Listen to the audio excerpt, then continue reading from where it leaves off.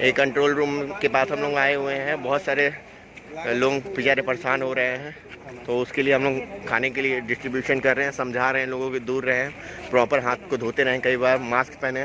तो बहुत सारी पब्लिक आज भी बात नहीं मान रही है, बिना मास्क के बहुत सारे लोग घूम रहे हैं। अब क्या कर सकते हैं, तो इनको खुद को समझना पड़ेगा, पर ये खुद घर नहीं जा पा रहे हैं, इसलिए परेशान हैं। ये कुछ समझने के लिए तैयार नहीं हो रहे, केवल ये चाहते कि अपने घर चले आएँ किसी तरह, बस। ये देखिए इतने सारे लोग आ रहे हैं खाने के लिए। हम लोग से जो सहयोग हो रहा है वो हम लोग कर रहे हैं, और लोगों को समझा रहे हैं कि प्लीज़ मास्क पहनिए, प्लीज़ मास्क पहनिए। मास्क नहीं है तो कम से कम रुमाल से ढाक लीजिए।